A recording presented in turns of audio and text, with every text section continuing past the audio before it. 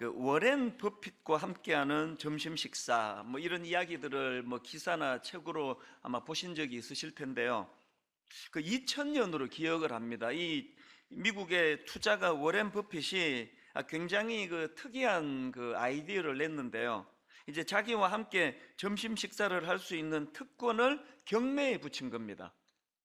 그랬더니 막 엄청난 그 화제가 됐습니다. 놀랍게도 그 2000년도 맨 처음 시작했던 워렌 버핏과 식사할 수 있는 특권을 가지는 경매를 붙였더니 그 경매의 낙찰가가 2만 5천 달러.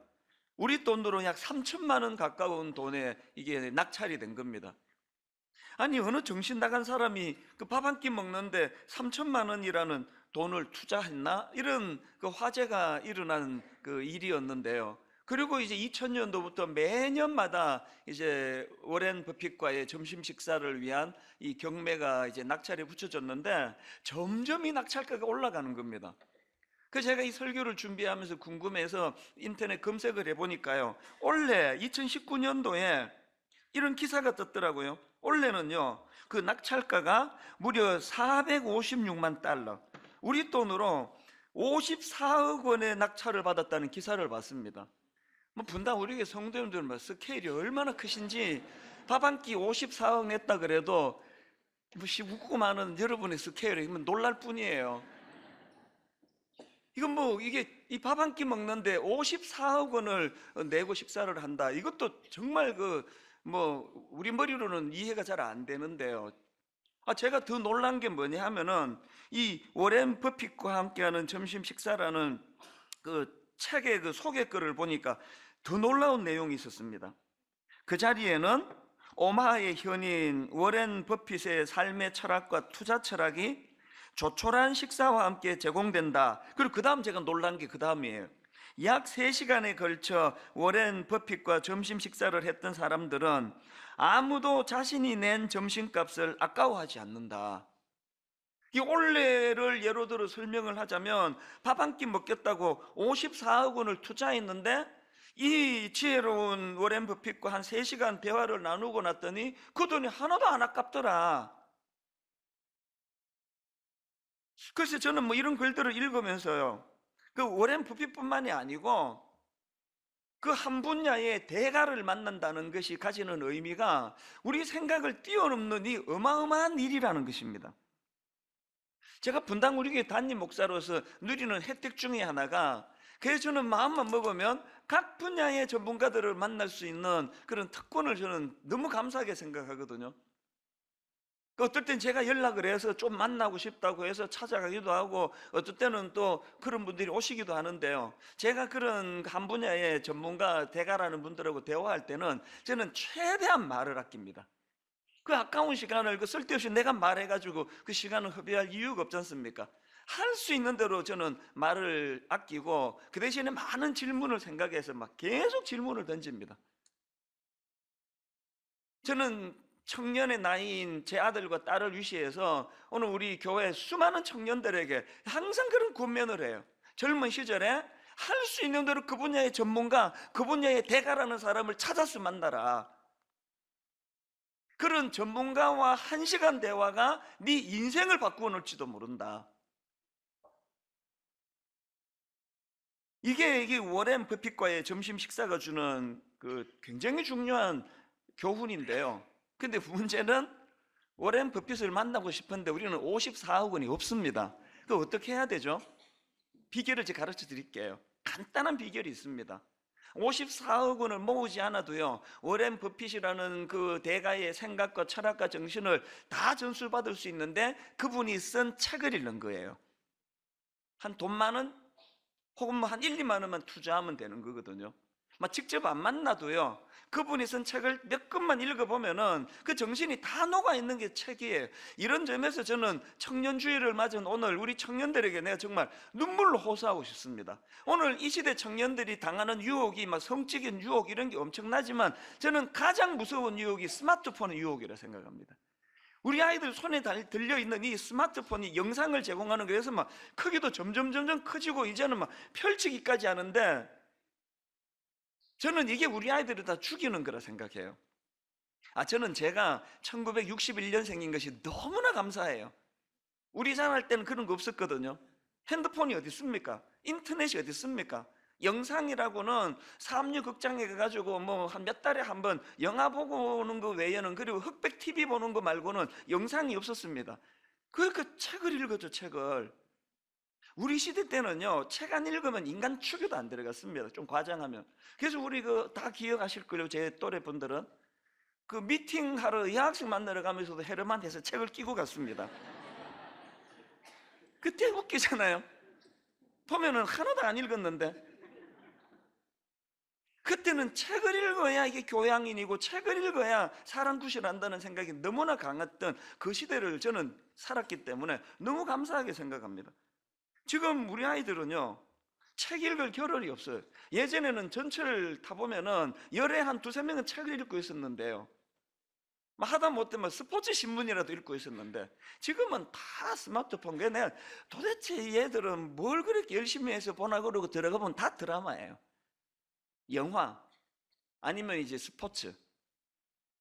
과감하게 우리 아이들 손에서 핸드폰이 내려지고 그 손에 책이 들려지기를 바랍니다. 책 한 권 잘 골라 읽으면요, 54억 원을 들여야지 만날 수 있는 만남의 축복을 책 한 권에서 누리는 겁니다. 저는 옛날부터 책값은 아끼지 않습니다. 책을 읽다가 한 줄만 발견하면 전 책값 했다고 믿는 사람이거든요. 똑같은 논리로 예수 믿으신다면 여러분 손에 성경이 들려주세요. 성경이. 진짜 성경 읽으셔야 됩니다.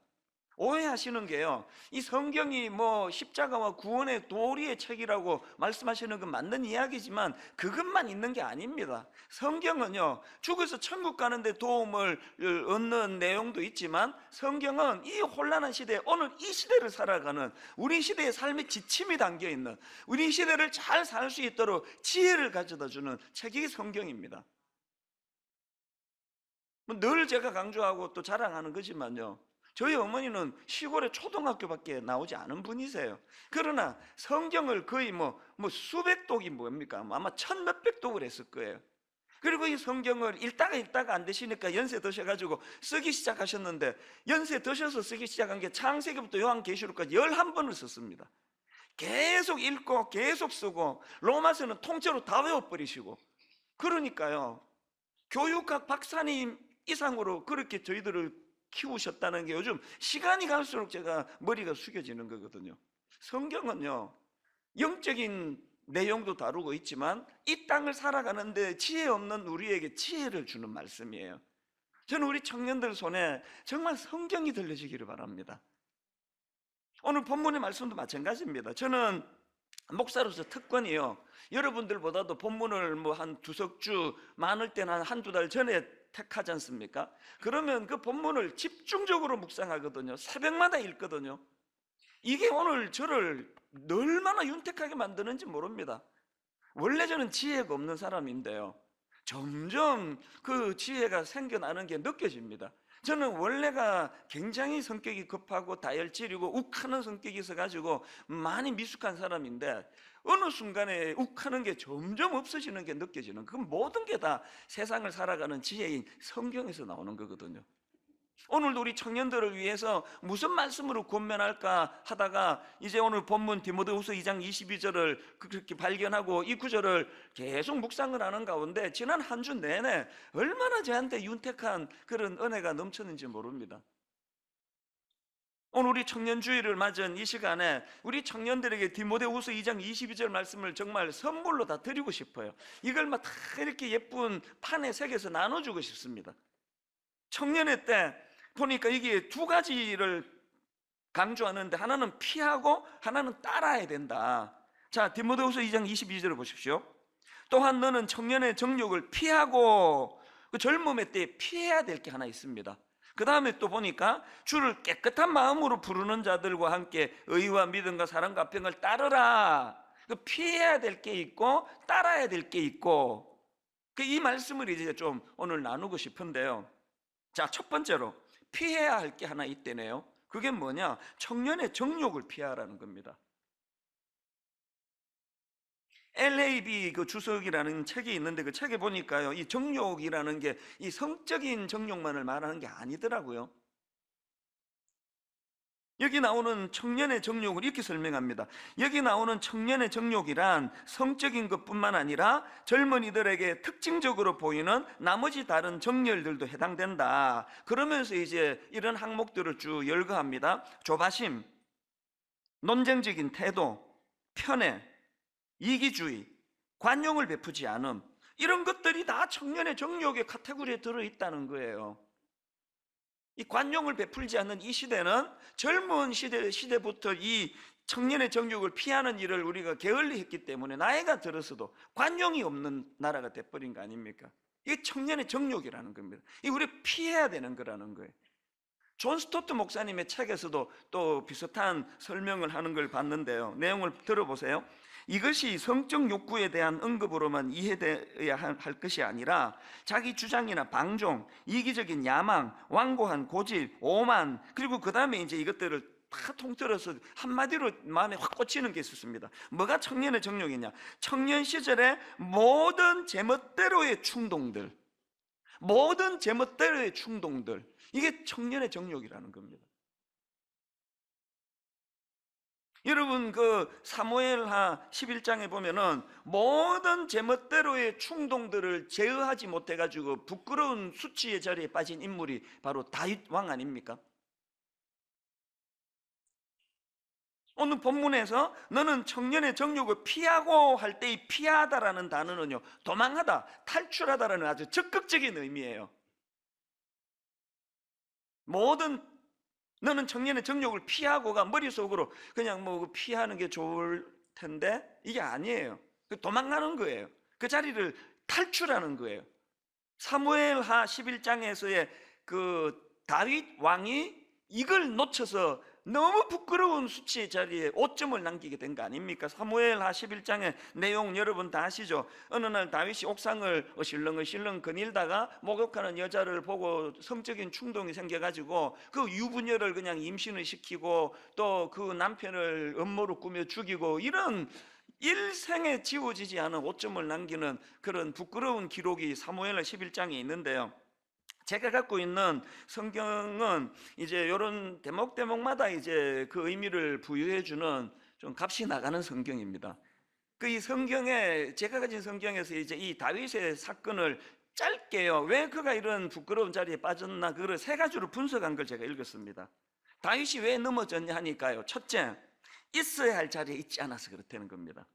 그 당시 다윗은 부하들과 전쟁터에 막사에 있어야 했는데 엉뚱한 데 옥상을 거닐고 있었다. 이게 부끄러운 자리에 빠지게 된 첫 번째고요. 두 번째 이유가 뭐냐? 게으름을 피웠다. 설명이 이렇습니다. 전쟁 중에 다윗은 할 일 없이 왕궁의 지붕 위를 한가롭게 산책하고 있었다. 한가롭게 산책하는 거기에 게으름을 피웠다는 요소가 들어가서 이렇게 돼버렸다. 그리고 제가 주목한 건 마지막 세 번째가 제일 강렬한 이유예요.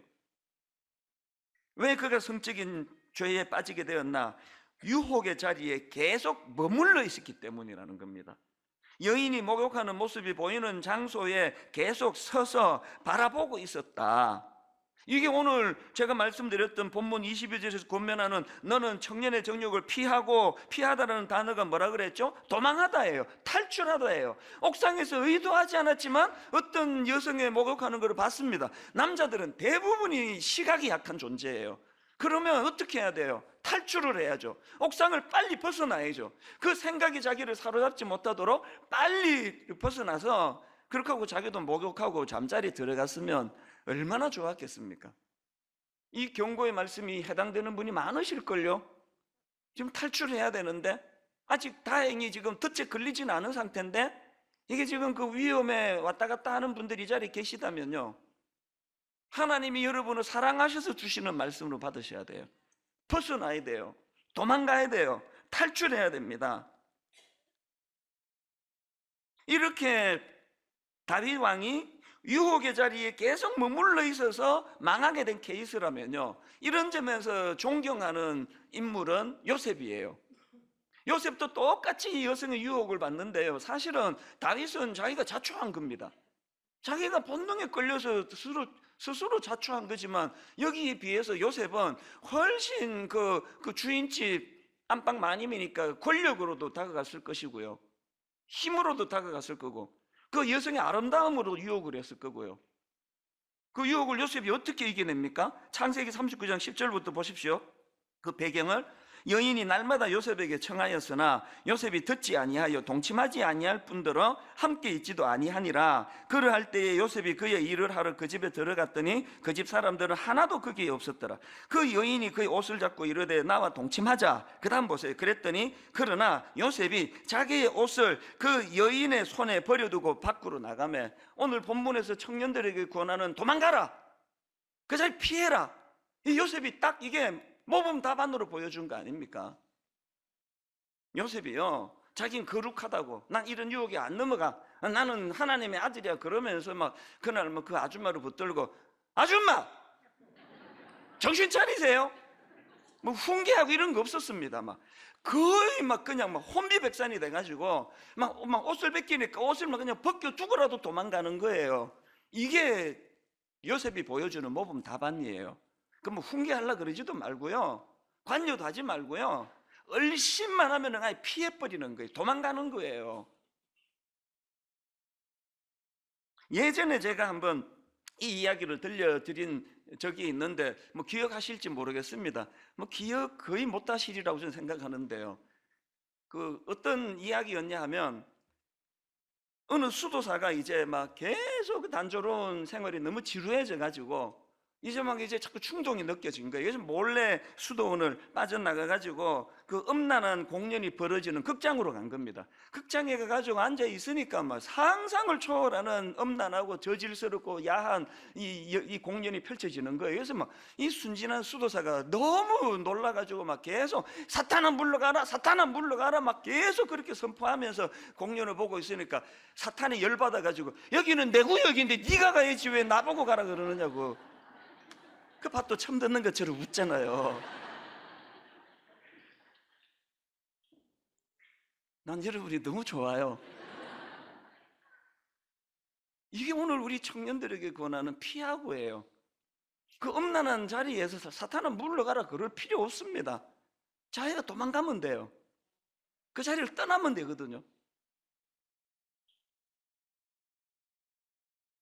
습기가 있는 곳에 곰팡이가 엄습하기 때문에요, 곰팡이 탓할 필요 없습니다. 습기 제거하면 돼요. 물걸레질 한 번만 하면 곰팡이 다시 안 씁니다. 거기에 제가 뭐 우리 교회 성도님들은 뭐 귀가 따갑도록 들은 이야기 아닙니까? 저는 여성도랑 1대1로 식사를 해본 적이 단 한 번도 없습니다. 그 왜 성도 여성도랑 그 식사를 왜 해야 됩니까? 그리고 뭐 차도 같이 안 타요, 어지간하면은. 그리고 뭐 상담해야 되면은요, CCTV가 있는 데서 하거나 아니면은 방음이 안 되는 데서 하거나, 언제든지 내가 뛰쳐나갈 수 있는,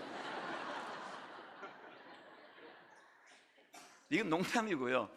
그 상대방이 보디발의 아내다, 이 나 유혹한다 이래서가 아니고요, 그분이나 저나 우리는 죄성을 가지고 피차 스스로를 믿을 수 없습니다. 이게 전제예요. 그 전제를 가지고 접근하는 거 아닙니까? 그래서 이 이야기도 전에 뭐 해드렸는데요, 또 처음 들은 것처럼 들으시리라고 우리가 기대하면서, 저는 여성도들 우리 순장반 여순장반 모임할 때 뭐 정기적으로 그런 이야기를 했거든요. 담임 목사랑 너무 친하려 그러지 마라, 담임 목사한테 자꾸 다가오지 마라, 그 다가올 이유가 없다. 이걸 계속 했더니 한 번은 그 여순장님이 그때 다혈질인가 봐요. 엄청 열받았어요. 계속 그런 이야기를. 그래서 막 이런 이야기를 하니까 저기서 큰 소리로, 목사님 우리도 눈 높습니다. 그래가지고 막 엄청 내가 그때 놀라운 깨달음을 알았죠.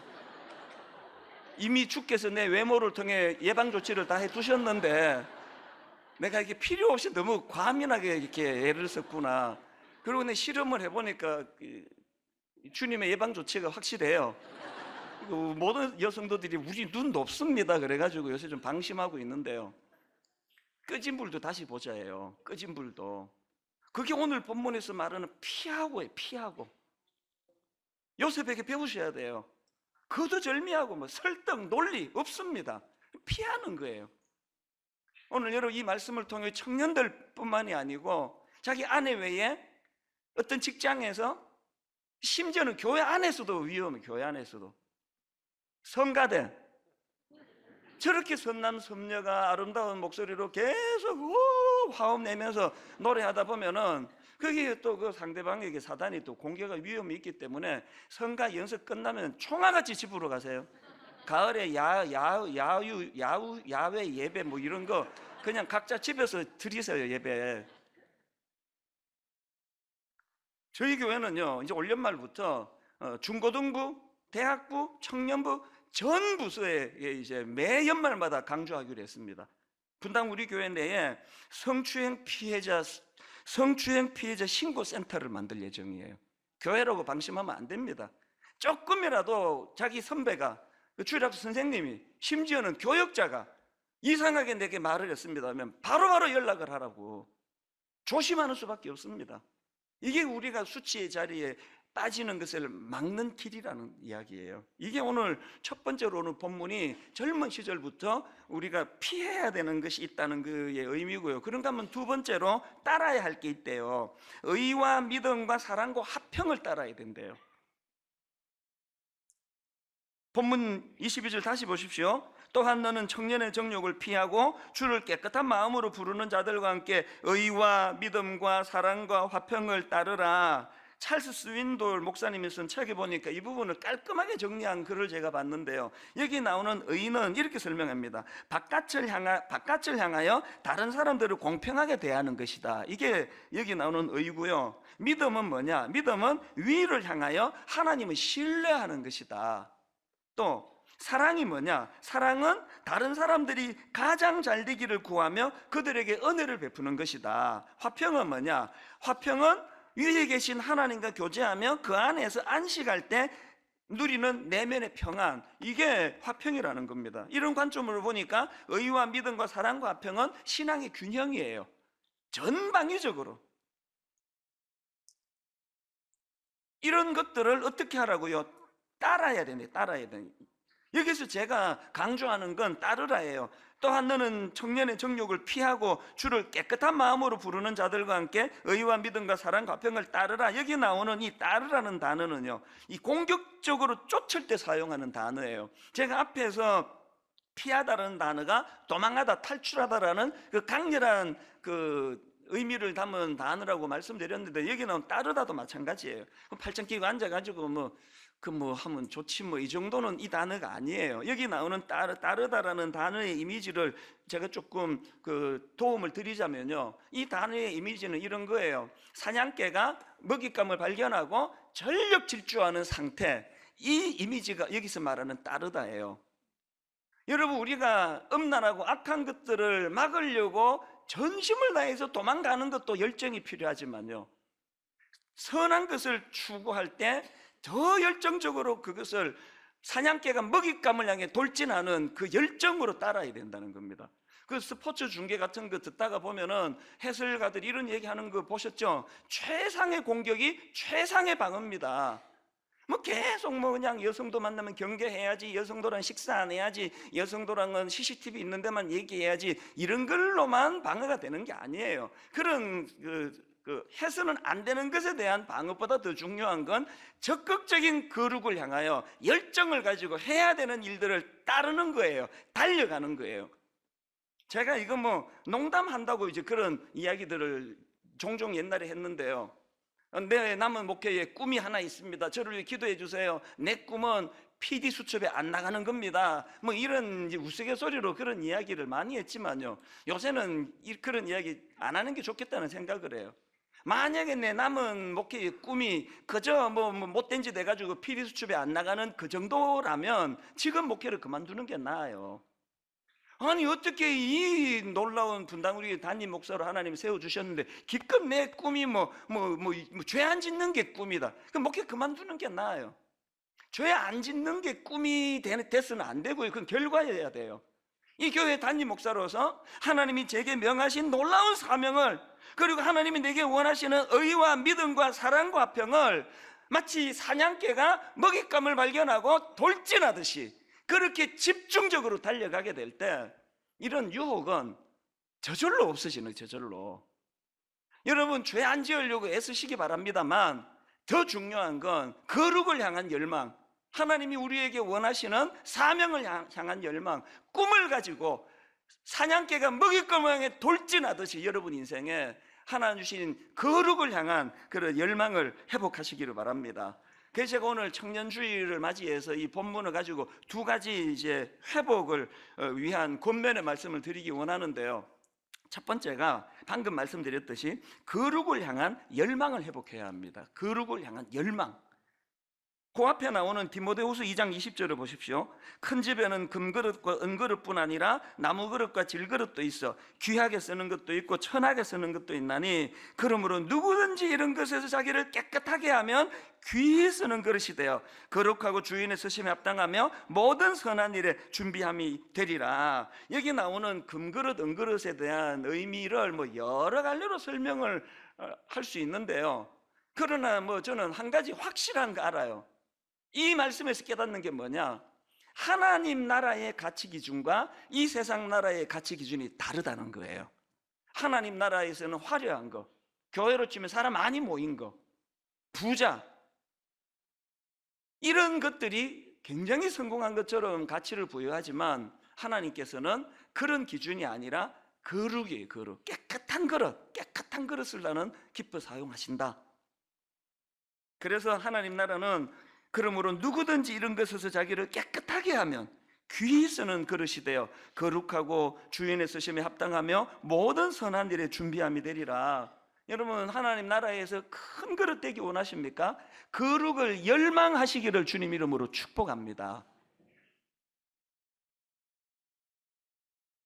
구약의 왕들에 대한 평가를 보시면 아시지만요, 구약에 막 수많은 왕들이 있었지 않습니까? 정치를 잘한 왕, 정치를 못한 왕, 영토를 넓힌 왕, 그렇게 못한 왕, 백성들에게 인기가 있었던 왕, 인기가 없었던 왕, 여러 부류로 그 왕들을 평가할 수 있는데요, 시종일관 성경이 말하는 그 구약의 왕들의 평가는 딱 하나예요.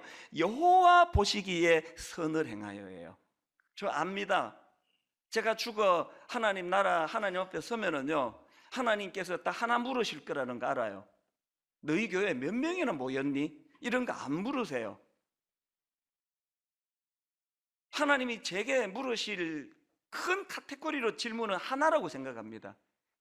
네 얼마나 거룩하게 살았니? 목사답게. 설교 강단에서 외치던 그 설교를 네 삶 속에서 살아내려고 얼마나 애썼니? 하나님의 기준은 하나예요. 거룩을 향하여 지금보다 더 사냥개가 먹이를 향해 돌진하듯이 열정을 가지고 거룩을 추구해야 되는 이유는 하나님이 그 평가로 우리를 바라보시기 때문입니다. 목사님, 저에게만 그럴까요? 여기 우리 장로님들 괜찮으세요? 우리 권사님들, 우리 안수 집사님들, 여러분, 하나님 앞에 섰을 때 하나님께서 너는 거룩을 향해 얼만큼의 열망을 갖고 있었니? 너는 장로가, 권사라 그러면서 이 악한 세상에 휩쓸리지 않기 위하여 얼마나 타락한 시대와 구별된 삶을 살았니? 이렇게 질문하실 때 대답이 되어 있습니까? 그 주님 앞에 대답이 안 돼 있으면 건강관리라도 하세요. 지금 죽으면 안 되니까. 그 대답이 나오기 전에는 죽으시도 안 돼요. 오늘 저와 여러분이 우리 다음 세대 청년들에게 보여줄 수 있는 가장 고귀한 모범이 있다면 우리 어른들이 거룩을 이렇게 열망했다, 거룩을 향하여 이렇게 몸부림을 쳤다, 이게 우리 자녀들에게 보여줄 수 있는 어머니와 아버지의 가장 소중한 모범이라고 저는 생각을 합니다. 그런가 하면 두 번째로 회복해야 될 게 하나 더 있는데요, 이 함께의 정신을 청년 시절부터 이 함께의 정신을 회복하라는 겁니다. 디모데후서 2장 22절을 다시 보십시오. 또한 너는 청년의 정욕을 피하고 주를 깨끗한 마음으로 부르는 자들과 어떻게 해요? 함께. 주를 깨끗한 마음으로 부르는 자들과 함께 의와 믿음과 사랑과 화평을 따르라. 꼭 기억하세요.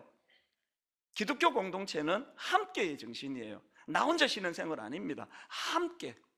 이게 안 되면 침체가 오는 겁니다. 여러분은 아시지만 엘리야가 막 엄청난 일을 하고 850대 1로 그렇게 그 악한 것들과 싸워 이기고 있던 엘리야가 로뎀나무 밑에서 막 난 죽고 싶다고 막 자살 충동을 느끼는 절망적인 침체에 빠지거든요. 원인이 뭔지 아십니까? 열왕기상 19장 9절을 보세요. 엘리야가 그곳 굴에 들어가 거기서 머물더니 여호와의 말씀이 그에게 임하여 이르시되 엘리야야 네가 어찌하여 여기 있느냐? 그가 대답하되 내가 만군의 하나님 여호와께 열심히 유별하오니 이는 이스라엘 자손이 주의 언약을 버리고 주의 제단을 헐며 칼로 주의 선지자들을 죽였음이오며, 그 다음 보세요. 오직 나만 남았거늘 그들이 내 생명을 찾아 빼앗으려 하나이다. 하나님이 지금 침체에 빠진 엘리야의 원인을 정확하게 알고 계세요. 진단 내리시는 걸 보면 압니다. 어떤 진단을 내리시느냐? 18절을 보세요. 그러나 내가 이스라엘 가운데, 하나님 하시는 말씀이에요. 그러나 내가 이스라엘 가운데 7,000명을 남기리니 다 바알에게 무릎을 꿇지 아니하고 다 바알에게 입맞추지 아니한 자니라. 하나님의 침체에 빠진 엘리야에 대한 하나님의 대안이 뭐예요? 남겨진 7,000명을 찾으라는 거 아닙니까? 네 혼자 남았다 이런 소리 하지 말라는 거 아닙니까? 오늘 한국교회는 우리 스스로가 고립을 자초하는 거예요. 많은 분들이 자꾸 그런 이야기를 해요. 한국교회 썩었다고, 목사들이 썩었다고, 장로들이 썩었다고, 뭐 그런 말 하게끔 많은 요인을 제공한 것도 사실이지만 그 말은 사실은 뭐 옳기도 하지만 또 옳은 얘기 아닙니다. 뭐 저 같은 큰 교회 목사가 썩었다면 저는 부끄럽고 할 말이 없는데요. 제가 미국을 가보고 지방을 가보고 서울 가보면은요, 너무너무 열악한 그 지하 삼각교회, 조그마한 교회에서 썩은 게 뭡니까? 썩은 게 너무나 순수하게, 너무나 희생적으로 눈물을 머금고 달려가는 귀한 종들이 얼마나 많이 아직 남아있는지 아십니까? 저는 그 목사님들, 사모님들을 볼 때마다 울컥울컥 눈시울이 붉어진 적이 한두 번이 아니에요. 뭐 학원비는 고사하고 책 사줄 돈도 없는 그 열악한 상황에서 사모님들이 밤낮으로 자기가 돈 벌어가면서, 그러면서도 주의 일에 동참하는 그 기쁨을 가지고 한국교회 썩었다 이런 말 함부로 하지 마세요. 아직도 남아있는 7,000명을 응원하고 함께 손을 잡고 격려하고, 젊은 청년 시절부터 이 함께의 정신이에요. 여러분 그 영화 배우 하정우 씨라고 아시죠? 이분이 그 개념 있는 배우다 이런 평가를 듣는 그 배우 중에 하나인데요. 제가 이분이 쓴 걷는 사람 하정우라는 책을 읽었는데요.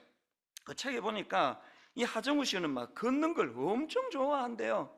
그 보통 뭐 1만 보 그러면 막 건강에 최고라 그러는데 이분은 막 열받으면 하루에 막 3만 보씩 걷는데요. 그럼 54억에도 안 놀라는 여러분이 뭐 3만 보 갖고 뭐 놀랄 걸 기대한 내가 잘못이지. 3만 보를 막 걷고 이러는데요.